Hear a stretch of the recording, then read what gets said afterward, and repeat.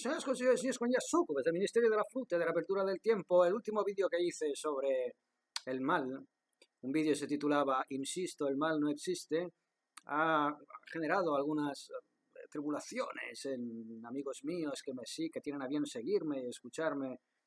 ¿Cómo dices que el mal no existe? Bueno, bien, hablando de existencia o de inexistencia, tenemos ya que poner las cosas en cuarentena, en el sentido de que cuando yo afirmo que el mal no existe, no estoy negando que existan comportamientos de carácter generalmente compulsivo incluso a nivel anímico, como pueda ser la bulimia, la anorexia, que lleven a un comportamiento que de buenas a primeras sea interpretado como puramente destructivo, sin ningún tipo de sentido, ni tan siquiera ya a nivel puramente práctico.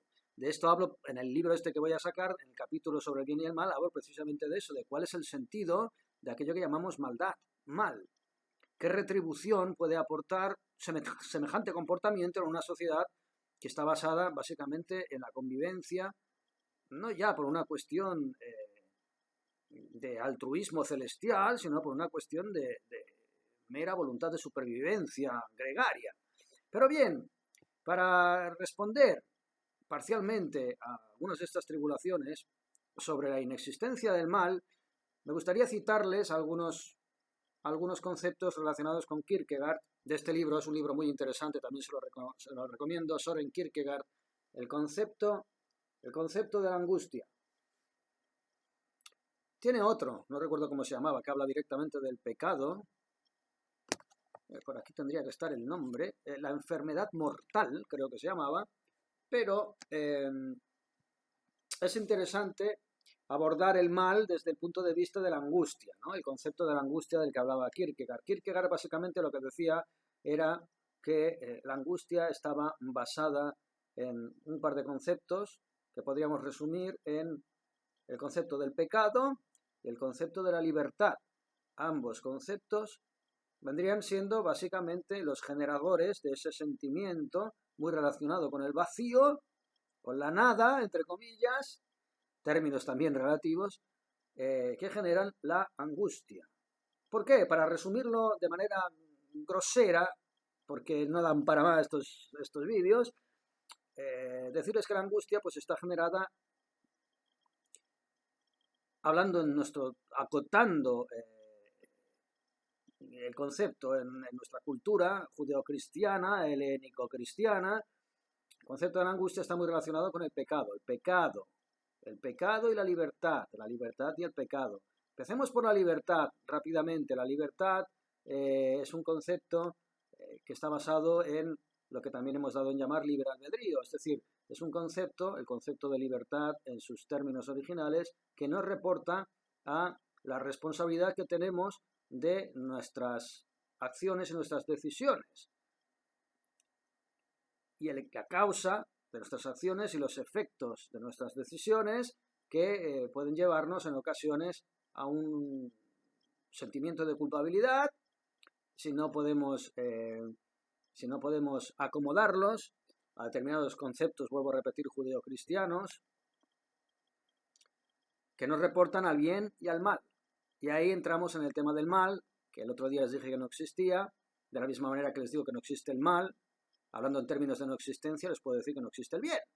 De hecho, en otro vídeo anterior les dije que yo creo que existe el amor y el miedo. El amor como fuerza universal y generadora, y el miedo como sombra,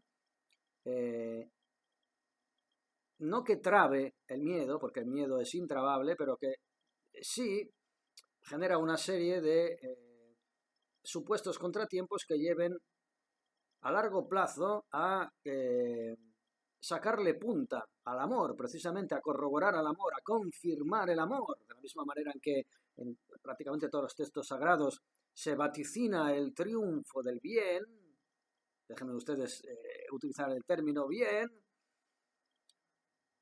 y que la fuerza supuestamente negativa, contrapuesta, que hemos llamado mal, no deja de ser una fuerza beta, una fuerza secundaria, que el diablo, como personaje mitológico, es un perdedor. prácticamente todos los textos sagrados llegan a la misma conclusión: el triunfo del orden frente al caos está predestinado.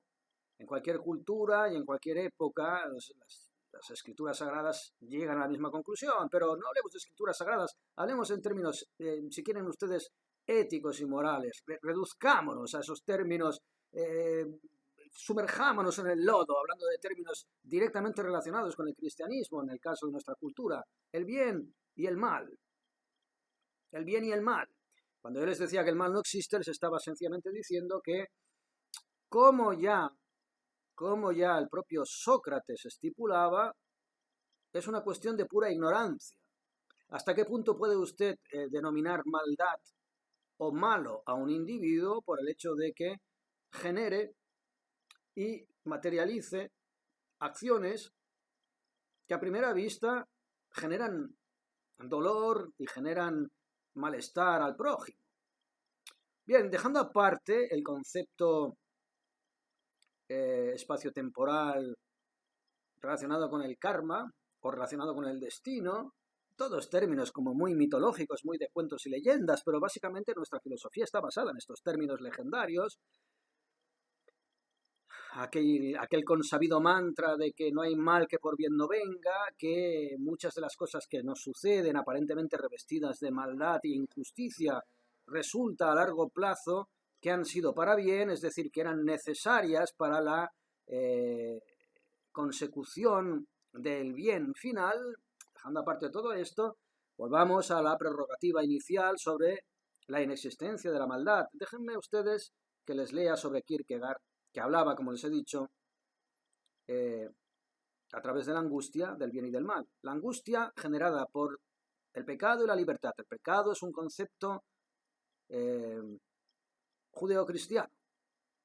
Es un concepto que a nivel ético o filosófico no tiene existencia, en tanto en cuanto se está juzgando de una manera, pues digamos, si quieren ustedes entre comillas, moralista, determinadas decisiones o comportamientos de determinados individuos que generan caos, desorden, dolor, destrucción, etcétera, etcétera. Bien, angustia, derivada del pecado, que como les acabo de decir está relacionada con conceptos muy encuadrados y enmarcados en determinadas matrices culturales como es la nuestra, judeocristiana y neocristiana, y la libertad. La libertad es otro de los conceptos que genera angustia en tanto en cuanto nos vemos abocados a la responsabilidad total de nuestras acciones. Este es uno de los motivos por los cuales hoy en día nos decimos, pero ¿cómo es posible que el 80% de la población esté absolutamente de acuerdo con unos derroteros civilizatorios que nos llevan a la deconstrucción moral, ética, intelectual y racional de la sociedad, a deprivar nuestros derechos básicos constitucionales, a humillar y pisotear nuestra propia naturaleza humana? ¿Cómo es posible que solamente un 20% de la población se rebele contra semejantes abusos inhumanos, transhumanos, y un 80% de la población se mantenga, si no ya connivente, sencillamente indiferente? Bien, esto podría explicarse perfectamente a través del concepto de la angustia relacionada con la libertad. La angustia que genera la libertad el ser humano, y esta sociedad nos está demostrando que efectivamente este constructo cognitivo funciona de tal manera, prefiere ser sometido a las peores humillaciones,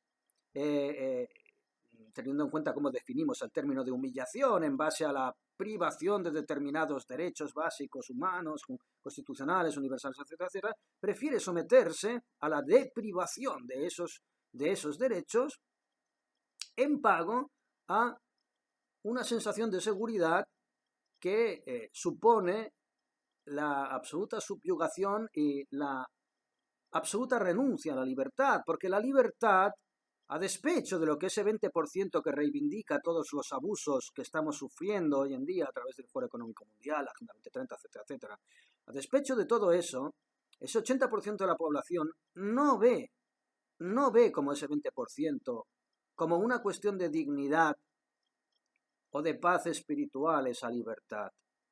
Todo lo contrario. Ven esa libertad como una amenaza a su propia supervivencia y por lo tanto deciden renunciar a esa libertad bajo una autoridad aplastante que les promete una cierta estabilidad, que genere una continuidad al estado de vida, al estado de bienestar que supuestamente han estado llevando hasta ahora. Oiga, pues mire, si me tienen ustedes que quitar determinadas libertades, yo lo voy a tolerar, pero por favor, no me jodan la hipoteca, no me quiten la segunda vivienda, no impidan que yo pueda pagar el violín al niño, etcétera, etcétera. Que ya, precisamente, estos estamentos logísticos, estas logias, han estado invirtiendo siglos de adoctrinamiento para poder llevar al ser humano a este punto de absoluta inercia, de absoluta hipnosis anímica, moral y espiritual que les lleve a ceder su propia integridad natural, humana y divina a un supuesto concepto de estabilidad, de estado de bienestar, por el cual evidentemente hay que pagar un precio. Y no dudan en pagar con el precio de su propia alma. La venta del alma al diablo, que se dice también de manera popular. Bien, esos generadores de angustia, que son el pecado, concepto judeocristiano, y la libertad, que lejos de ser un concepto positivo, es un concepto aterrador para el 80% de la población, son los que generan ese miedo. Y relacionado con ese miedo y esa angustia está ese mal, que yo les digo que no existe precisamente porque proviene de esa ignorancia. Porque detrás del miedo está la ignorancia. Solo los ignorantes temen. Solo los ignorantes tememos. Yo me incluyo como ser humano, porque es un rasgo fundamental del ser humano, la ignorancia y el miedo. Pero no debemos perder de vista que es precisamente ese el motor de combustión de la dictadura, de la manipulación, del adoctrinamiento y de la generación de una realidad paralela que se nos está intentando imponer a modo de reseteo, a modo de repropuesta de todas las premisas básicas universales que nos habíamos dado para definirnos como seres humanos y divinos a través de la historia de la humanidad, con toda la historia de la filosofía y toda la historia derivada de la filosofía natural, que es lo que luego se llamó ciencia, y ahora no es más que cientifismo, una mera caricatura, etcétera, etcétera. Por lo tanto, pecado y libertad son responsables de angustia, de miedo, que a su vez son el caldo de cultivo de aquello que llamamos mal. Vuelvo a repetir, ya Sócrates no hablaba de mal, hablaba de ignorancia, precisamente, que es el punto que yo estaba remarcando en ese vídeo. Claro, todos aquellos que conciban la libertad no como un valor, sino como un elemento que genere miedo, angustia y vulnerabilidad, evidentemente, no tendrán una idea clara de lo que significa esa ignorancia y por lo tanto el mal encuadrado en esos conceptos judeocristianos seguirá siendo el culpable de todo lo que a uno le sucede, el mal, sea el que yo cometo y me arrepiento, Señor, y culpabilidad y perdóname, Señor, y flagélame, sea el que me procuran a mí mis prójimos. Ese malvado me ha destruido la vida, todo lo que me está pasando es responsabilidad de ese malvado que me ha hecho el mal como fuerza externa, fuera de mi propia voluntad, porque yo no me reconozco como una chispa divina, sino como un elemento inerte y abandonado a su propia suerte, que es súcube de los elementos externos, exteriores. Precisamente ese concepto de la humanidad es el que nos han inculcado para poder ser hoy perfectamente manipulados por el marxismo cultural, por el capitalismo salvaje, o llámenlo ustedes como quieran llamar, a los intereses de las élites. Déjenme leerles estas premisas de Kierkegaard cuando habla de la libertad. Dice, el poder emplea su categoría propia.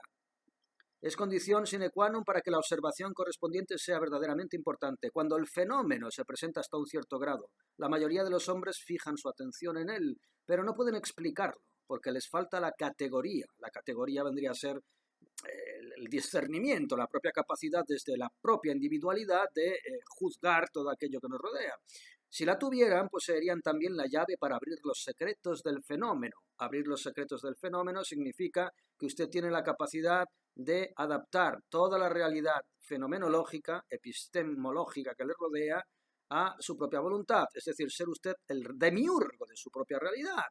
Cuando usted mira un vaso, ese vaso tiene un significado con el cual se tiene que entender en base a una conciencia colectiva, pero ese vaso no deja de tener un significado directamente derivante de su propia percepción y usted no pierde de vista eso, que si ese vaso existe, existe porque usted existe, proyectando la idea de ese vaso.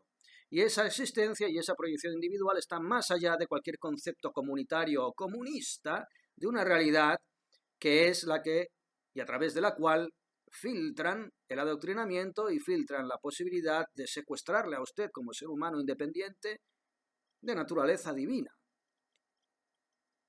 Poseerían también la llave para abrir los secretos del fenómeno, aquellos que mantuvieran ese discernimiento, donde quiera que hubiese un rastro del mismo, porque los fenómenos puestos bajo la categoría, es decir, el discernimiento, el pensamiento individual, y no lo que les dicen en Telecinco, que es la realidad y las noticias, la obedecen como el anillo, obedecen a los espíritus del anillo. Lo que me importa, dice Kierkegaard, es entender el propio sentido y definición de mi ser, ver lo que Dios quiere de mí, lo que debo hacer. Es preciso encontrar una verdad y la verdad es para mí hallar la idea por la que esté dispuesto a vivir y morir. Unos principios forjados por su propia individualidad. ¿De qué me serviría que la verdad estuviera frente a mí fría y desnuda, indiferente a si la reconocía o no, provocando más bien un angustioso estremecimiento que una entrega confiada? ¿De qué sirve la verdad sin la fe, que es otra verdad que tiene exactamente la misma dignidad que esas verdades que usted puede haber estipulado colectivamente a través de sentidos orgánicos? Con esto no pretendo ciertamente afirmar que yo no admita ya un imperativo del conocimiento, o que a través del mismo haya que operar en los hombres, pero en este caso ha de encarnarse en mí de una manera viva. Todo aquello que veo, todo aquello que se me presenta, no solamente por mi propia percepción individual, sino a nivel colectivo, gregario y social, todo aquello que se me propone, sea verdadero o falso empíricamente, debo yo aceptarlo. Yo debo firmar un contrato. Mi alma debe firmar un contrato. Yo tolero esto o no tolero esto como una realidad. Puedo integrar esta visión comunitaria dentro de mi propia percepción y mi propio sentimiento divino individual o no lo puedo tolerar. Si usted no lo puede tolerar, no firme ese contrato. No venda su alma. Es igual que se sienta usted marginado, empobrecido, miserable. Si se tiene que morir de hambre, pues ya se morirá de hambre, oiga, si aquí estamos de paso. Pero lo fundamental es que no venda usted su alma al diablo. Cuando hablamos de libertad, y esto está relacionado con la angustia y el pecado, según Kierkegaard, hablamos de esto sencillamente. La realidad ha de encarnarse en mí de una manera viva, es decir, tengo que sentirla, entenderla. Yo no debo actuar en base a una inercia colectiva, no debo convertir mi vida en una nave a la deriva. Todo lo que hago, pienso, discurro y siento debe provenir directamente de mi propia individualidad, de mi propia intuición y de mi propio sentimiento. Si no, no soy más que un puto zombie, que es lo que pretenden las élites que nosotros seamos, putos zombies manipulables. Lo que me hacía falta, dice Kierkegaard, era llevar una vida completamente humana y no solamente una vida de puro conocimiento hasta llegar a cimentar mis reflexiones mentales sobre algo no objetivo, desde luego, pues en ningún caso sería propiedad mía, sino sobre algo tan hondo como las más profundas raíces de mi existencia, por las que estoy, por así decirlo, inserto en lo divino. Es decir, vuelvo a repetir, usted tiene que vivir la vida sintiéndola, no delegándola. Y el mal es una forma de delegar todo aquello que usted siente y que no concuerda con sus expectativas a algo exterior, a algo externo. Ese interior actuar del hombre, ese lado de Dios, es lo que importa, no una masa de conocimientos. No una masa de conocimientos, porque así vendrán después tales conocimientos, no como agregados causales, no como una serie aditiva de unidades meramente yuxtapuestas, sino un sistema, sin un centro focal que reúna todos los radios. Y este eje de luz, ese sistema focal, es lo que yo he buscado. Lo que buscaba Kierkegaard era su individualidad, porque entendía que en un mundo que es absolutamente ilusorio, puesto que está supeditado a la ilusión, valga la redundancia, de los 5 sentidos, la única guía y el único faro es la propia divinidad que subyace en usted y en su forma de percibir la realidad, que al fin y al cabo es la que usted proyecta como demiurgo de dicha realidad. Bien, a eso me refiero cuando les digo que el mal no existe. Déjenme terminar con esto. Kierkegaard era muy crítico de Hegel. Todos los filósofos siempre tienen algún antagonista. Unamuno siempre se estaba cachondeando de Spinoza, Giordano Bruno se cachondeaba de San Agustín y de Aristóteles. Bien, Kierkegaard se cachondeaba de Hegel, cachondearse en el sentido intelectual de la palabra.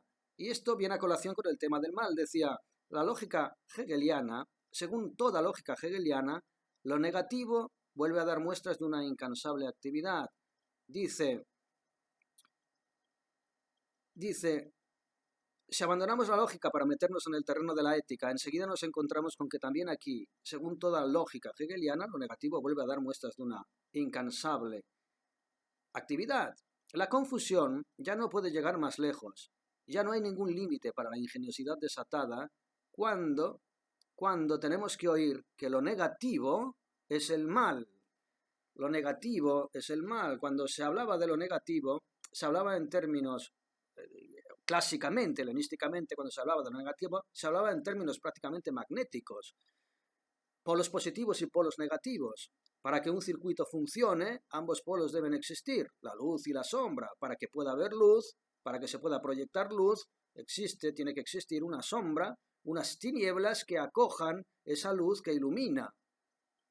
Bien, ese era el concepto de la negatividad. Lo que ha sucedido es que judeo-cristianamente la negatividad se ha asociado a un concepto de maldad. Y el concepto de maldad nos ha llevado al concepto de pecado. Con esto estamos negando que existe gente que hace daño sistemáticamente a una sociedad, al bienestar de unas personas o de una persona con determinadas decisiones y comportamientos. No estamos negando eso. Lo que estamos sencillamente remarcando es que no es un constructo de maldad sustancial la que lleva a determinados personajes a comportarse de esa manera. Más que explicar su comportamiento como una maldad intrínseca, explíquenselo como una disfuncionalidad, como una enfermedad, si quieren ustedes, porque esa disfuncionalidad genera más daño a los generadores de ese mal del que genera a aquellos que reciben ese mal. Y ustedes eso lo saben. Aquel que lanza un dardo, aquel que escupe contra el viento, es el primero que se encuentra el gapo en el ojo izquierdo. Aquel que lanza una piedra hacia arriba va a tener que soportar que caiga hacia abajo sobre su propia cabeza en la misma órbita. Y básicamente de eso estamos hablando cuando decimos que el mal no existe. Y en ese sentido puede decir que no existe el bien. Dos términos dicotómicos, dos polos positivo y negativo, que no tiene usted por qué enmarcarlos en significados judeocristianos de castigo, de pecado, de recompensa, de cielo, de paraíso y de infierno. Yo prefiero hablar de amor como fuerza primigenia y motora y de miedo, que vendría siendo no lo opuesto, sino lo complementario, que justifica la existencia del amor, pero que dentro de esa justificación sus elementos conllevan el miedo, es el padre de todo lo negativo, del resentimiento, del desamor, del desapego, de la insensibilidad, del odio, del mal, de todo aquello que llamamos mal. Es fruto del miedo. Y todo aquello que llamamos bien es fruto del amor, que es fuerza primigenia y motor cósmico y universal. Básicamente eso es lo que les quería decir, nada más que esto. Nada más que esto. Y en esos términos era muy interesante también hablar del término de repetición. Yo estoy muy obsesionado con la repetición, la diferencia y la repetición. Por eso Gilles Deleuze es un personaje que me ha influenciado mucho para escribir ese libro que he escrito, que pronto les voy a presentar. Y es el concepto de repetición, que viene siendo también un logo común, que viene siendo un atavismo de todos los filósofos. La repetición que constituye el interés de la metafísica, precisamente, porque es precisamente la repetición lo que genera cualquier tipo de conocimiento empírico. Es una cuestión de estadística, de causa-efecto y de ensayo y error. Sin la repetición no existiría ninguna inferencia lógica, ninguna inducción ni ninguna deducción. Por eso, y de eso hablo también en el libro, quizás en la repetición, quizás en la rutina, si quieren ustedes utilizar un término mucho más doméstico, existe Dios, se aposenta Dios, porque la repetición es lo que hace que la mente, el sistema cognitivo del ser humano puramente empírico, racional, basado en causa y efecto, pueda sacar determinadas conclusiones y de ahí catapultarse hacia su propia naturaleza divina, más allá de las capacidades racionales de una ameba, y en eso consiste la evolución. La repetición, la comprobación continua de determinados efectos mecánicos pueden llevar a proyectar ese mecanismo a la propia naturaleza divina, a través de la intuición, no a través del cálculo pitagórico o euclidiano, señoras y señores. Por eso la repetición define todos los postulados, por eso la auténtica eternidad puede que esté basada en la repetición y en la rutina, que sea la rutina, la eternidad, ese amanecer y ese atardecer y ese anochecer y ese volver a amanecer y ese sueño y esa vigilia y esos ciclos y ese delirio circasiano que llamamos tiempo y ese delirio euclidiano que llamamos espacio. Y quizás en esta repetición la ética, aquello que llamamos bien y mal, sería un poder despótico. Porque a través de la causa y del efecto y de la experiencia nosotros podemos dirimir que determinados comportamientos sean positivos o negativos en nuestra comunidad. Y de ahí nace la ética, que es la que nos indica qué es viable o que no es viable en nuestro comportamiento con el prójimo o con nuestra propia forma de entender el mundo. A través de la pura repetición, porque somos animalitos, señoras y señores. Animalitos que respondemos a estímulos, como el condicionamiento clásico o el condicionamiento operante, demostraron ya reverberadamente, porque no dijeron nada que no hubieran dicho anteriormente los presocráticos y los herméticos. Bien, así pues, dice Kierkegaard, la tarea ha de consistir en transformar la repetición en algo interior. En algo interior como la llave que nos lleve a la libertad, de suerte que se vea si esa interioridad es capaz o no es capaz de superar todo aquello que sucede a su alrededor. Poniendo en práctica la repetición, nosotros podemos de alguna manera intuir la mecánica divina. Y cuando todo falle, incluso cuando todo falle, y todo aquello que hemos inferido que es verdad o es mentira, caiga y se desintegre y ponga de rodillas todo nuestro sistema cognitivo, lo que quedará en pie será nuestra propia intuición y nuestra propia naturaleza divina, que está basada en una constancia que trascienda a la propia repetición. Bien, señoras y señores, eso quería decir cuando explicaba que el mal no existe.